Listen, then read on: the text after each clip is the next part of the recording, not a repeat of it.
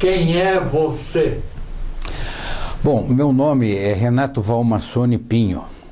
Nasci aqui em Curitiba no dia 3 de fevereiro de 1944, na Casa de Saúde São Francisco, na Rua São Francisco, e por coincidência, recentemente eu passei por lá e hoje tem uma funerária. Quem sabe eu me encontre novamente na Rua São Francisco. Muito bem, quando ainda jovem, criança, eu morava na Rua Pedro Ivo, número 238, ao lado da garagem moderna, que era de propriedade do meu avô Francisco Valmassone, que era uma das primeiras garagens e primeiros estacionamentos que existiam aqui em Curitiba. Muito bem, nós vivemos, eu e minhas duas irmãs, Silvia e Eliana, nossos momentos de muita alegria. E naquela infância onde podíamos brincar com os nossos amigos, onde nas ruas a única coisa que nos assustava era eventualmente a passagem de um bêbado ou de um cigano, e realmente isso nos fazia correr para dentro de casa. Cada chuva que tinha no centro da cidade, havia então uma enchente, inclusive no nosso terreno, e onde a gente brincava na água, muitas vezes levando alguns puxões de orelha da mãe, e soltávamos os barquinhos feitos de papel. Então eu me lembro bem dessa fase de infância, onde nós éramos muito felizes. Nessa casa nós tínhamos um parreiral muito bonito e também um jardim muito especial, onde, segundo me consta, o meu avô, que veio da Itália, na época de inverno, ele quebrava o gelo da tina para tomar um banho na água gelada. Muito bem, os meus pais são Anor Pinho. Meu pai foi primeiro farmacêutico, formou-se muito jovem em farmácia e inclusive foi orador da sua turma. Depois ele formou-se em medicina e, como médico, entrou para o Exército Brasileiro e foi então médico militar. Além disso, ele tinha como especialidade a dermatologia, onde ele tratava de doenças muito graves, diferente dos dermatologistas de hoje, que se dedicam muito mais à estética do que às doenças da pele. Em todo caso, ele era um homem muito bem sucedido. Ele tinha alguns tipos de hobbies, como por exemplo o turf, onde ele encontrava muitas vezes o nosso cronista, o Luiz Renato Ribas, que trabalhava lá naquela época como cronista, e ele adorava. Foi muitas vezes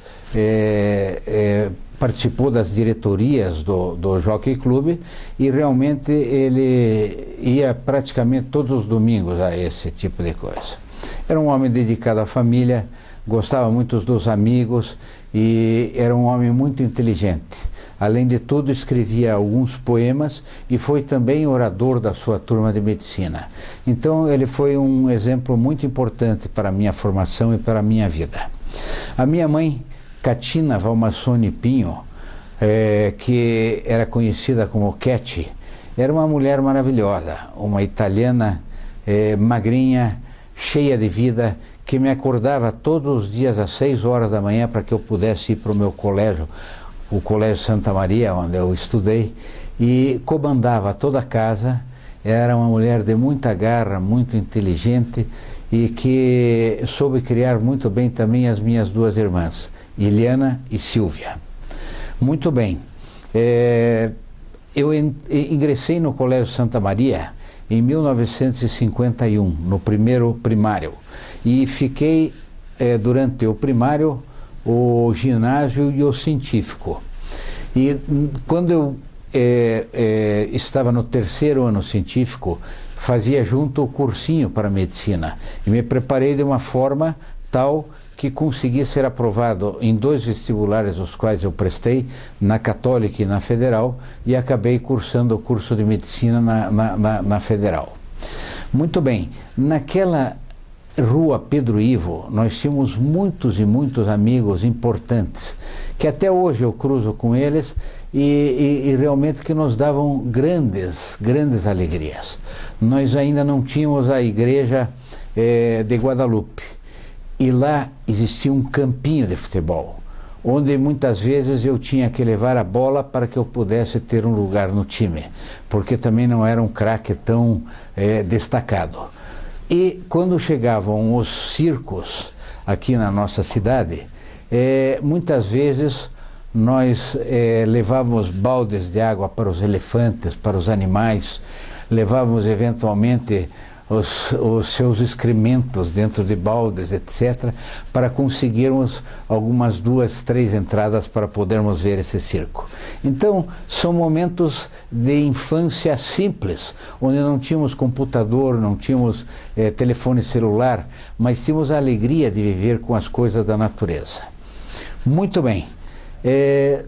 As minhas irmãs, Iliana e Silvia, tiveram as suas vidas. A Silvia foi casada, teve 2 filhos que atualmente são médicos, e tem 2 netos que também são médicos, então houve uma sequência da medicina dentro da nossa família. E a Eliana, lastimavelmente, diabetes, muito precocemente, diabetes juvenil. Ela não casou e teve uma vida breve, morreu aos 40 e poucos anos de idade, vítima das consequências de uma diabetes praticamente intratável. A alegria é que eu posso hoje ainda conviver com os meus sobrinhos, netos, que são filhos da Flávia, que também é médica, e netos da Silvia, e que hoje me dão muitas alegrias, porque nós convivemos medicamente de uma forma muito estreita. Muito bem, se eu falar da minha família, eu gostaria de citar primeiro o meu bisavô. O meu bisavô materno, chamava-se Conde Hipólito Henrique Pinot de Morat, e minha bisavó, Condessa Aimée Helene. Vieram para Cerro Azul nos anos de 1840, 1860, e lá tiveram a sua filha, que era a Hermínia Carlota von der Osten, que era filha de Alfredo von der Osten e Ernestina von der Osten. Muito bem, aí nasceu a minha avó, que era Leontina Pinot de Morat von der Osten. Muito bem, essa senhora foi casada então com o italiano Francesco Valmassoni, que veio para o Brasil aos 16 anos de idade. Como praticamente todas as famílias na nossa região sul, nós temos então a oportunidade de termos essa mixigenação europeia que foi tão comum aqui em nossa população.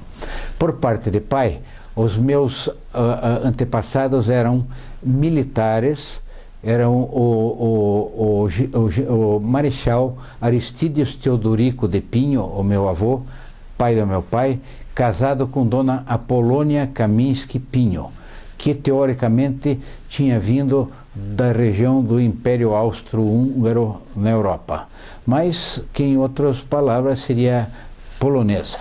Muito bem, esses meus avós me deixaram muitas alegrias e me deram muitos ensinamentos.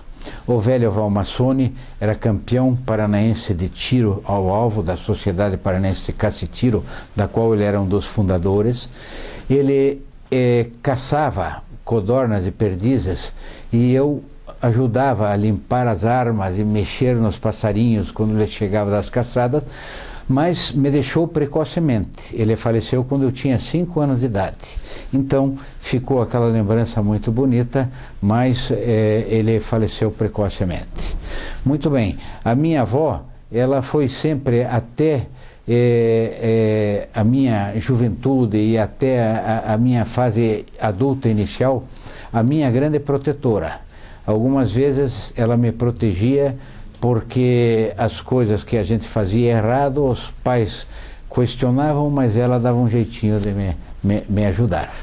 A dona Lina era realmente uma pessoa fantástica. Por parte do meu pai, o Marechal Aristides Teodorico de Pinho, eu não tive a oportunidade de conhecê-lo, mas a minha avó, a Polônia, era uma mulher maravilhosa. Ela morava na rua 13 de Maio, ao lado da família Piloto, etc. Era uma família muito bem constituída. Ela tinha 4 filhos e acabou mudando-se para o Rio de Janeiro. Muitas e muitas vezes, nas férias, quando eu tinha de 15 aos 18, 19 anos, eu passava as férias junto com a minha avó Polônia. Ela morava na São Francisco Xavier, 3 ou 4 quadras distantes do estádio Maracanã, e nós então tínhamos a possibilidade de, à noite, sem qualquer risco naquela época, pequenos meninos, ir e voltar de um jogo de futebol sem qualquer tipo de risco. Hoje é impossível de fazer isso naquela região. Muito bem, esses são os meus avós. E eu poderia dizer que os laços familiares são aqueles impulsionadores da nossa forma de ser, do nosso caráter, da nossa forma de tratar os nossos filhos e os nossos netos. Muito bem, no Colégio Santa Maria, então eu passei praticamente 4, 8, 11 anos e obtive dos irmãos que eram severos uma educação primorosa em termos de respeito aos professores, coisa que hoje talvez a gente não tenha mais com tanta intensidade. Nós respeitávamos os nossos professores e admitíamos que estudar e nos preparar para a vida futura era a coisa mais importante que a gente poderia ter. Uma vez formado no Colégio Santa Maria, diga-se de passagem, até hoje nós temos jantares anuais do Colégio Santa Maria, onde nós encontramos políticos, médicos, engenheiros, enfim, advogados da maior qualidade. Todos esses nossos colegas ainda têm aquela alegria de nos abraçarmos e de trocarmos as experiências que tivemos na infância e na juventude. Muito bem, quando fiz 18 anos, então eu estudava no Santa Maria e fazia o cursinho Bardal à noite. E consegui então dessa forma entrar no curso de medicina na Faculdade de Medicina da Universidade Federal do Paraná. O curso de medicina nos propiciou a descoberta do corpo humano, que é, sem dúvida nenhuma, a coisa mais fantástica e importante que existe na face da Terra. Para vocês terem uma ideia, o nosso coração bate 80 vezes por minuto, desde o primeiro momento do nosso nascimento até o fim da nossa vida. Sem nós comandarmos ou sem nós darmos qualquer tipo de ordem, ele obedece um reflexo comandado pelo nosso cérebro, que é, sem dúvida nenhuma, um computador de altíssima qualidade. Não existe nenhum animal e nenhuma máquina inventada até agora que possa ser comparada ao corpo humano. E, logicamente, quando você se coloca a aprender a anatomia, a fisiologia, as doenças, etc., desse nosso corpo humano, isso, para os jovens que gostam da medicina, isso é a coisa mais maravilhosa que pode existir. São 6 anos, onde no início nós temos aulas práticas e a seguir nós iniciamos então com a atividade junto aos pacientes, onde existe um juramento hipocrático que exige que nós tenhamos respeito e conduta moral e ética dentro da medicina e que não possamos jamais sairmos dos nossos trilhos de honestidade. Muito bem, a partir daí, a partir do 3º ano de medicina, eu fiz um concurso para acadêmico interno no Hospital Nossa Senhora das Graças, onde nós acompanhávamos pessoas magníficas, que eram os nossos professores. Na clínica médica, o professor Lisandro Santos Lima, que era talvez o clínico mais excelente que eu conheci, com os seus ensinamentos maravilhosos, as suas visitas às enfermarias, com o exame do paciente na beira do leito.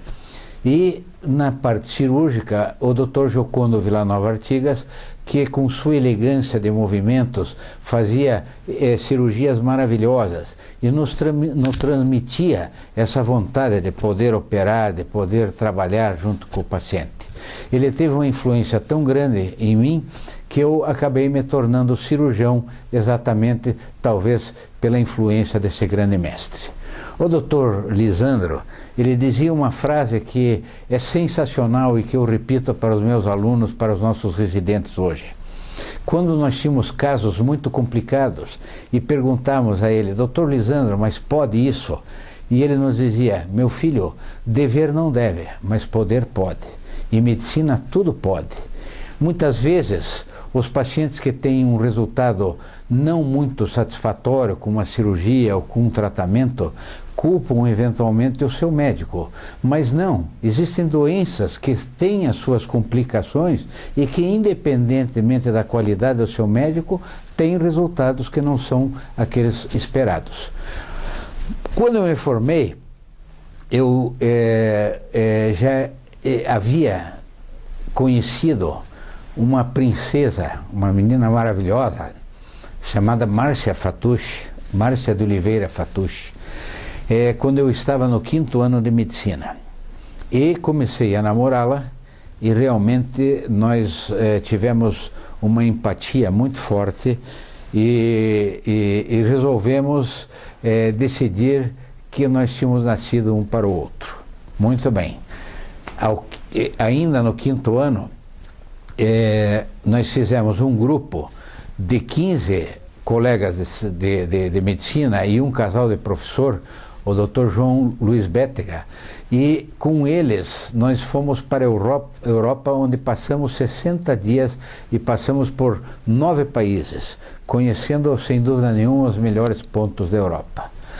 Quando voltei, fiquei noivo da Márcia, ainda antes da formatura, e prestei um exame muito difícil naquela época, que chamava-se o board, é um qualification para que se possa ir para os Estados Unidos, e fui aprovado com uma nota adequada e participando de um programa chamado National Matching Program, onde o hospital indica quem ele quer e você indica quais os hospitais que quer.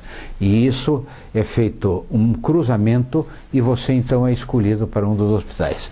Aí passei 3 anos no Washington Hospital Center em Washington, já casado, casamos no Clube Curitibano, uma festa magnífica, e nesse momento eu gostaria de fazer uma lembrança de quem a Márcia trouxe para o meu convívio.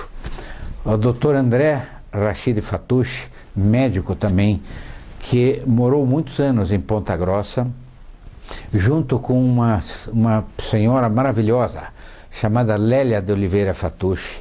Muito bem, os dois se tornaram quase como meus segundos pais e nos propiciaram grandes momentos juntos de convivência. O Dr. André era uma liderança dentro da cidade, não só em termos negociais, em termos como médico, mas também dentro da sua vida associativa, como presidente, diretor internacional do Lions, etc. E também dentro da cidade, com várias obras de caridade e tudo mais. E a dona Lélia, aquela bondade, aquela figura maravilhosa, que só sabia fazer o bem. Junto com a Márcia veio, logicamente, um kit, que incluía o Marco Antônio Fatouche, meu cunhado, com o qual tenho um relacionamento muito especial e convivemos de uma forma muito íntima. Inclusive o Marco, quando eu estava morando em Washington, fazendo a minha residência, ele esteve lá 2 vezes e participou da nossa vida e, enfim, com uma convivência muito boa. A segunda irmã, que seria a Mônica, casada com o José Fernando Menegotto, que também é uma pessoa maravilhosa. Nós temos uma convivência fantástica. O Marco tem 4 netos, o Menegotto tem 7 e eu tenho 3. E as crianças se criaram como se criaram os nossos filhos, todos eles juntos. Muito bem. E o terceiro filho, que é um pouco mais jovem, é o André Fattucci Filho, que também é casado, com uma moça maravilhosa, tem 2 filhos, a Lelinha e o Armani, que são meninos fantásticos. E agora eu gostaria de falar um pouco das minhas filhas. Alessandra nasceu primeiro, em 1973. Uma menina fantástica, maravilhosa, estudiosa, arquiteta de altíssimo padrão, e casada com o Roberto Schlesser, que é oriundo de Santa Catarina, de uma família também muito especial, e que nos deram 2 netos, o Bernardo e o Felipe. Muito bem. A segunda filha veio a Giovana, também uma menina linda, fantástica, casada com o Ricardo de Oliveira Melo, ou Goi. Constituíram um casal e uma família maravilhosa, nos dando a oportunidade de conviver com uma pérola que chama-se Eduarda. É uma menina linda por dentro, por fora, e além de tudo é artista, pianista, etc. Muito bem, esses são os meus filhos. A terceira gravidez da Márcia, numa época em que nós não tínhamos ecografia, não existia ecografia naquela época. E quando a Márcia teve a ruptura da bolsa e acabou eliminando aquele líquido, a minha companheira que estava comigo era a avó Lélia. Nós abrimos uma garrafa de uísque e começamos a tomar enquanto a Márcia se queixava de dor, e nós dávamos risada porque já estávamos um pouquinho mais para lá do que para cá. E naquela noite eu coloquei toda a roupa azul, esperando o menino. E daí veio a Maria, que é síndrome de Down. Muito bem, a Maria foi a oportunidade que Deus me deu de viver com um anjo em vida. Eu me emociono quando eu falo da Maria, porque a Maria é uma coisa fantástica. Ela tem hoje 37 anos e todos os dias ela nos dá um ensinamento de pureza, de eterna, é um anjo entre nós. E ela tem namorado há 4 anos, ela trabalha, estuda e é um exemplo para todos nós pela sua firmeza de caráter. Acorda às 6 horas da manhã sozinha, toma banho e pega o seu ônibus às 7 horas e vai para o Bom Jesus da Aldeia. Então é um exemplo. O que nós pensávamos que pudesse ser talvez um encargo para nós, acabou sendo uma maravilha. As minhas 3 filhas, e com as suas famílias, elas completam, sem dúvida nenhuma, a nossa alegria, a nossa felicidade. A vida é composta de um kit. Não adianta você ser só rico, só inteligente, ser só bom profissional. Não, a vida precisa de uma pitada de cada coisa, para que você possa então dizer: eu sou uma pessoa feliz e completa porque tenho todos os itens que representam a felicidade no meu entender. Muito bem, ainda estava nos Estados Unidos fazendo a minha residência. Quando voltei, eu voltei e entrei para a universidade, onde fui professor colaborador na fase inicial, e comecei a operar em vários hospitais de Curitiba. Eu operava principalmente no Nossa Senhora das Graças e no São Vicente, mas também operava na maternidade de Curitiba, maternidade Nossa Senhora de Fátima, Hospital de Clínicas, Hospital São Lucas, enfim, em todos os hospitais praticamente da cidade. Hoje a gente tem que restringir isso daqui, até porque uma visita em 3 ou 4 hospitais vão te tomar aproximadamente 2, 3 horas com esse trânsito bastante intenso que nós temos aqui em Curitiba. Então, hoje eu restringo a minha atividade médica no Hospital Nossa Senhora das Graças. De 1974, quando retornei da minha residência, até hoje, eu faço cirurgia do aparelho digestivo e coloproctologia. E até hoje eu operei 17 mil pessoas. Foram 17 mil famílias, das quais eu operei coisas mais simples, mas operei câncer, operei situações extremamente graves e tenho realmente um relacionamento muito importante com os meus pacientes. Nunca tive nenhum tipo de discussão acerca da minha conduta, nunca tive qualquer ação criminal ou pesquisa junto ao CRM, não. Eu acho que o médico tem que se dedicar à família, especialmente quando os casos são graves, ou você tem algum tipo de complicação, você tem que se dedicar de corpo e alma àquele paciente, porque aí existe então um reconhecimento da família. Se você abandona os pacientes, então você vai ser questionado judicialmente ou de alguma outra forma. Muito bem, nesse período de minha vida cirúrgica, né? Então nós temos 8 residentes no Hospital Nossa Senhora das Graças da clínica cirúrgica, que nós ensinamos eles desde o primeiro ano até o 4º ano a operar. Eles saem operando praticamente tudo em termos de aparelho digestivo. Nós temos como colegas o Dr. Júlio Coelho, que é o chefe do serviço de cirurgia geral, o Dr. Paulo Andrigueto, o Dr. Campos, o Dr. Fernando Greca, etc. E mais os jovens que nós treinamos e que foram para fora e que voltaram. E que hoje mantém uma equipe muito importante com transplantes, cirurgias de altíssimo risco, etc., com excelentes resultados. Nós, na realidade, somos uma comunidade que oferece um tratamento bastante adequado para a patologia do aparelho digestivo do ponto de vista cirúrgico. Durante essa minha carreira, nós tivemos vários itens. Por exemplo, do ponto de vista de participação nas sociedades médicas, né? Eu fui presidente da Sociedade Paranaense de Gastroenterologia, da Sociedade Paranaense de Coloproctologia, fui mestre do capítulo brasileiro do Colégio Brasileiro de Cirurgiões, capítulo do Paraná.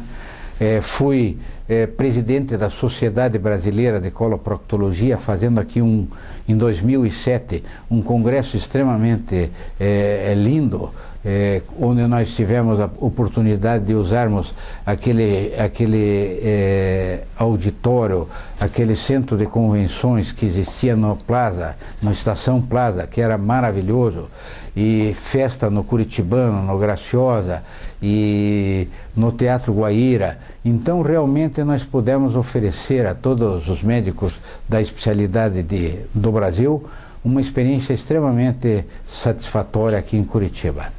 Muito bem, entre os reconhecimentos que tivemos aqui, nós tivemos várias menções honrosas da Câmara de Vereadores, da Assembleia dos Deputados, e fomos agraciados com o título de vulto emérito da cidade de Curitiba, do estado do Paraná, e também o ano passado cirurgião emérito do Colégio Brasileiro dos Cirurgiões, que são poucos aqueles cirurgiões que alcançam isso, e só alcançam como eu, depois de uma certa idade, com 45 anos de formado, né? Os jovens não têm essa oportunidade. Muito bem, nós tivemos vários fatores sociais dentro da nossa sociedade. Quando eu cheguei aqui em 74, o Luiz Antônio Vieira, que era filho do presidente do Bamirindos, ele, como candidato a presidente do Clube Curitibano, me convocou para ser seu segundo secretário. E naquela época nós iniciamos a nossa participação no Clube Curitibano, onde eu nasci e me criei praticamente, onde tive meus amigos, onde pratiquei esportes e tudo mais. Muito bem, nessa época nós fizemos uma grande aquisição para o clube curitibano, que foi vamos dizer, a incorporação do clube de golfe, do Paraná Golfe Clube, que era de 100 sócios do Graciosa Country Club, e nós então conseguimos, dando um título para cada um dos sócios, absorver aquela maravilha daquela propriedade com 35 alqueires em 4 barras, que hoje transformou-se talvez no mais lindo campo de golfe do Brasil, ou talvez entre os 2 ou 3 mais lindos do Brasil. Aí eu tive uma participação dentro do clube curitibano como primeiro secretário, depois como vice-presidente, e por fim, em novembro de 82, tivemos uma eleição extremamente difícil, até pela qualidade dos nossos oponentes. Um deles é médico também, o José Cândido Muricy, e o outro, que era o seu vice-presidente, uma pessoa magistral, um homem com uma influência fantástica. Foi muito difícil ganhar deles. E era o Dr. Renato Volpe, uma pessoa maravilhosa. Quando terminou a eleição, ele veio me abraçar e dizer: olha, eu desejo para você felicidade. Fizemos uma gestão, acredito eu, muito bonita, com grandes festas e com dando um esforço muito grande para as atividades esportivas e para as atividades sociais, culturais, etc. E depois da minha eleição, nós passamos 15 anos sem ter nenhuma eleição no clube curitibano. Foram sendo nomeados os presidentes, claro, todos eles com muitas qualidades, mas foram sendo nomeados. Este foi a minha participação no clube curitibano, onde hoje eu sou um conselheiro nato, e quando acionado, contribuo com ideias ou de alguma forma para a boa condução do nosso clube. Eu participei como sócio, quando eu voltei dos Estados Unidos, eu era sócio do Círculo Militar, do Thalia, do Jockey Club, que ainda sou do Jockey Club, e do Graciosa Country Club. Então, era impossível manter todos esses clubes. Aí nós tiramos o Thalia e o Círculo, que convivemos pouco, e mantivemos os outros 3. O Graciosa, como todos vocês sabem, é um clube maravilhoso, onde minhas filhas gostam muito de conviver, onde eu também participo do golfe e gostamos muito da convivência de todo o pessoal daquele magnífico clube. Falando em golfe, eu comecei a jogar golfe em 1978. 1978. E dessa forma, numa época em que eu era mais jovem, com um corpo com mais elasticidade, eu era 7, 6, 8 de handicap, jogava bem. Nós jogávamos praticamente todos os campeonatos do Brasil e tínhamos um grupo muito forte aqui no Paraná do golfe. Hoje, nós praticamente jogamos 1 ou 2 vezes por semana e praticamos esse esporte com os amigos. A oportunidade de você andar 8 quilômetros por um jardim maravilhoso e com os amigos. E você pode jogar golfe nos Estados Unidos, na Europa ou em qualquer lugar do mundo, porque você vai sem dúvida nenhuma estar num jardim fantástico. O golfe me traz uma paz de espírito e controla muitas vezes os meus ímpetos e me traz de volta à realidade para que nós tenhamos uma conduta mais ou menos adequada de uma forma contínua. Eu vou falar um pouco da dona Márcia Fatucci Pinho, minha esposa. A Márcia, linda por dentro e linda por fora, ela me acompanhou desde 1968, quando nós começamos a namorar.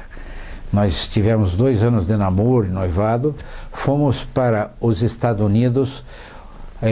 Ela era uma criança, tinha 19 anos, mas foi com uma vontade muito grande de vencer os desafios, de poder ultrapassar todas aquelas dificuldades iniciais da vida.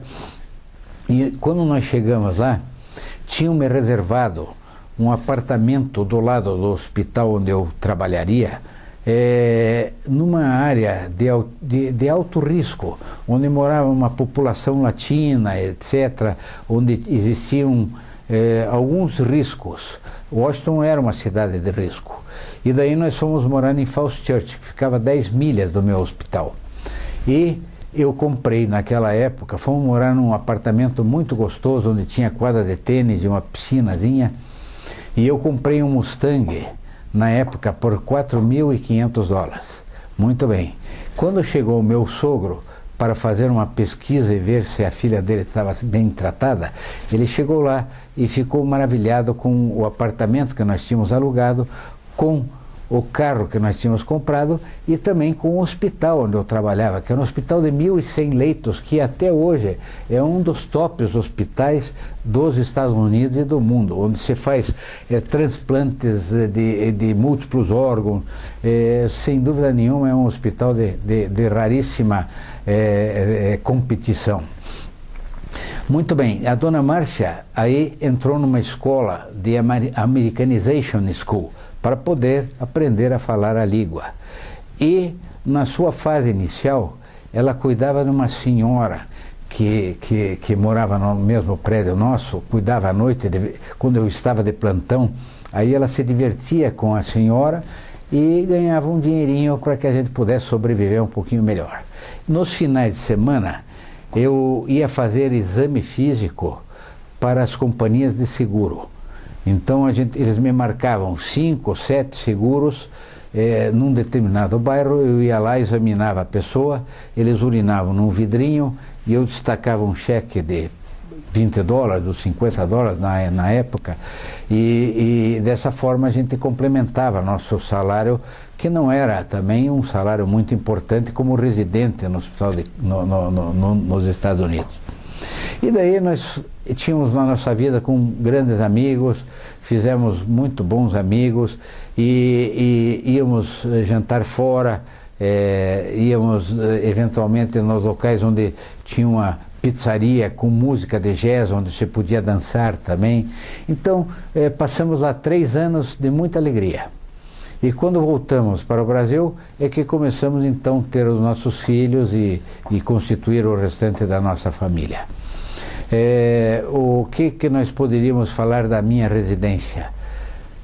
Quando eu cheguei nos Estados Unidos, aliás, eu estava aqui no Brasil e um amigo meu, que lastimavelmente já se foi, Deus já o levou, chamado Max Roseman, que todos vocês conhecem, ele me forneceu, como joalheiro, umas 8 ou 10 estojos com pedras naturais, com pedras semi-preciosas brasileiras, que naquela época não tinham um valor muito importante. E ele me disse, você vai precisar disso daí.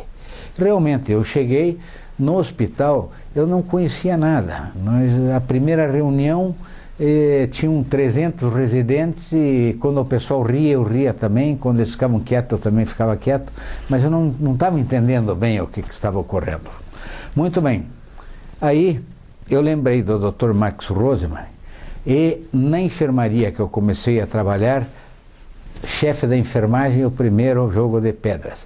Ficou maravilhada, me levava pela mão, me ensinando como fazer o exame físico, como fazer a história dos pacientes.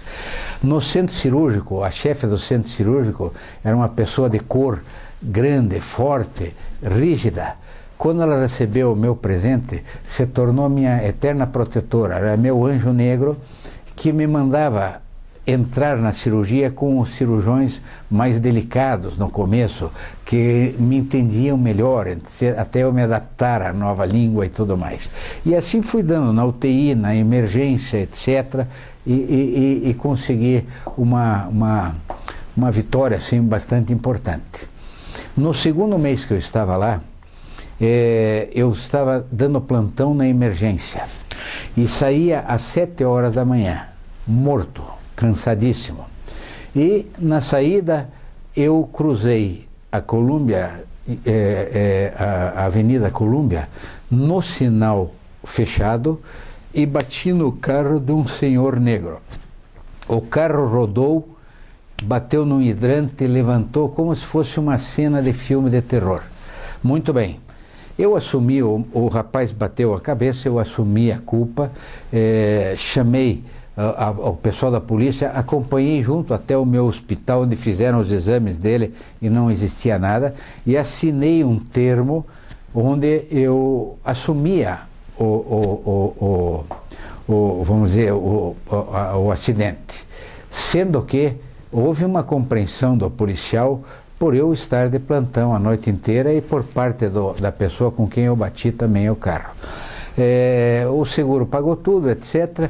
Uns 6 meses depois, chegou esse mesmo senhor para me pedir que eu o liberasse, porque ele não tinha mandado um formulário que se recebe do Departamento de Trânsito, e daí tiraram a carteira dele. E eu assinei como uma forma de agradecimento até pela forma como ele recebeu o acidente. E assim foram muitas coisas que ocorreram. Por exemplo, nós estávamos saindo de um cinema, de repente um carro começou a nos seguir, etc., com vários elementos dentro, e por sorte eu encontrei um carro de polícia onde eu parei o carro e daí eles seguiram adiante. Mas muitas coisas boas ocorreram, mas também a gente tinha uma dificuldade bastante grande. Quando eu cheguei nos Estados Unidos, na primeira semana, havia falecido a minha avó, a avó Lina. Ela estava com câncer, e quando eu fui sair daqui de Curitiba, eu tive que fazer um esforço, porque eu senti quase que um abandono dela, e ela faleceu. Muito bem. A vida continuou quando nós retornamos aqui. Eu gostaria de fazer uma citação acerca da educação que nós demos às nossas filhas. A Alessandra, a primeira das nossas meninas, ela sempre foi uma pérolazinha, é uma menina fantástica. Hoje ela mora no Rio de Janeiro, tem esses 2 netinhos meus, que são o Bernardo e o Felipe. O Bernardo tem 6 anos e o Felipe 2, e ela é arquiteta. A Alessandra trabalhou com grandes arquitetos como o Arthur Casas em São Paulo, na época que ela morava em São Paulo, ou a Lídia Silva no Rio de Janeiro, numa época antes dela ter os filhos, e realmente ela conduz a família dela de uma forma maravilhosa. A Alessandra é casada com o Goi foi candidato a vereador, e ele é muito expansivo, uma pessoa que poderia ser um ótimo político, mas acabou ficando para suplente de vereador. E a Giovana decidiu permanecer com uma filha só, que é uma menina maravilhosa. A Eduarda é uma garota fantástica, assim, e a Giovana é engenheira de alimentos. Então as duas fizeram um curso brilhante, estudaram muito, se prepararam. A Mariazinha, ela trabalha no Bom Jesus da Aldeia, onde o Flávio Arnes, que tem um menino também especial, ele montou uma classe para crianças especiais. E a Maria entrou desde o início, praticamente. Ela está lá há praticamente 25 anos. Eles estudam pela manhã e trabalham à tarde numa empresa chamada Valor Brasil, onde eles fazem uma série de produtos com aquele TNT, o tecido não tecido, como aventais para cirurgião, campos cirúrgicos, embalagens para presentes, etc. E ela tem o seu salário, ela tem fundo de garantia, tem INPS, INSS, etc. E é uma pessoa muito bem integrada aí à nossa vida, né? Ela hoje tem 37 anos, namora um garoto também com síndrome de Down. O Eduardo é um menino também dócil, muito bonzinho, etc. E eles até têm vontade de casar, só que o casamento vamos dizer, um obstáculo que precisa ser muito bem pensado, porque apesar de eles terem esperteza, serem inteligentes e tudo mais, eles não são totalmente autônomos, porque do ponto de vista financeiro eles podem ser enganados, etc. Então eles não têm total liberdade, eles têm que ter uma liberdade assistida. Essa é a nossa família em especial. Nós moramos na Brigadeiro Franco, o meu sogro, meus dois cunhados, nós temos um local onde moramos todos juntos, e isso propiciou com que nossos filhos se criassem de uma forma muito unida e fossem grandes amigos até hoje.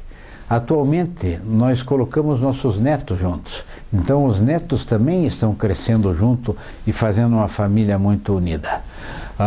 O meu sogro faleceu após uma cirurgia de prótese de quadril. Foi uma pena, porque na parte emocional ele ainda era talvez o dono da família. Ele era a pessoa que era um homem muito alegre, fazia festas e reunia todos os seus amigos e toda a família. Então foi uma perda muito importante. Logicamente que você não pode viver só da medicina, você tem que fazer alguma atividade paralela. Então nós, eu e o Carlos Henrique Giglio, que é meu sócio, meu amigo desde jovenzinho, nós tínhamos entre os nossos amigos várias pessoas extremamente conhecidas, como o Danton Rocha Loures, o Edgar Niklevix, o Carlos Henrique Bittencourt, Carlos Henrique Giglio, o Meco Mendes, Luiz Antônio Gigoviana. Nós tínhamos um grupo onde nós íamos a todas as festas, íamos à saída do colégio Sion, enfim, para ver as meninas daquela época, e participávamos das tardes dançantes do Curitibano, ou dos bailezinhos no Graciosa, etc. E criamos então essa amizade muito forte. E o Carlos Henrique, que é engenheiro, nós em 1989 compramos uma área em Ponta Grossa, que era o Horto Florestal de Caracará. Fizemos um esforço bastante grande para comprá-la. Era uma área com 7 milhões de metros quadrados, a um quilômetro da entrada da cidade. E, lastimavelmente, naquela época, o Collor ganhou, nós vibramos com a vitória do Collor, mas a ministra de Finanças do Collor tirou todo o dinheiro da cidade, e nós, então, ficamos com aquela área onde nós tínhamos um projeto do Rui Otaki para desenvolver uma área industrial comprometida. Aí vendemos o fundo, depois fomos vendendo alguma parte, e hoje nós ainda temos uma área relativamente grande que a gente continua a administrar, e isso inclui um condomínio de barracões e um estacionamento para caminhões, etc. Coisa fora da medicina, mas que por sorte eu tenho um sócio engenheiro que coordena toda essa coisa. Eu sou mais o sócio, talvez investidor nessa fase. E a vida é muito rápida. Como dizia um grande pensador, né? O ponteiro dos segundos nunca para. Eu hoje tenho 72 anos e ainda me encontro numa forma física relativamente boa, não tomo nenhum remédio, mas os anos vão passando. Sem dúvida nenhuma, existe uma frase muito interessante que diz: não tenha pressa, mas não perca tempo. Então, nós não precisamos agir com muita pressa nas coisas que procuramos, mas nós não podemos perder tempo, porque a cada dia que passa é um dia a menos do nosso futuro. Ainda como uma forma de expressar a minha personalidade, né? Eu gosto muito de música e de teatro e de cinema, então nós temos uma participação social relativamente grande ainda, e nos dedicamos a ter um prazer na vida, não só o trabalho. Eu acho que o trabalho é muito importante, eu ainda estou numa fase muito ativa, mas os prazeres da vida devem ser recompensados. Eu, sem dúvida nenhuma, tenho a agradecer muito mais por tudo aquilo que me ocorreu, porque eu consegui ter o kit da felicidade, que inclui a minha família maravilhosa, a minha profissão digníssima, os meus amigos, porque sem amigos você não tem qualquer tipo de participação, o reconhecimento de uma parte da sociedade que você conseguiu atingir através da sua profissão e, sem dúvida nenhuma, aquilo que é mais importante, a saúde e o bem-estar próprio. Eu gostaria de deixar como última mensagem que, vendo todas as agruras que temos visto politicamente nesses últimos meses, nesses últimos tempos, que só existe uma forma de você ser completamente feliz, é ser honesto. Existe necessidade de honestidade. No momento que nós cumprimos os nossos deveres e que não desobedecemos às leis naturais e às leis dos homens, então nós podemos dizer que alcançamos o objetivo máximo dessa vida, que é a felicidade. Muito obrigado.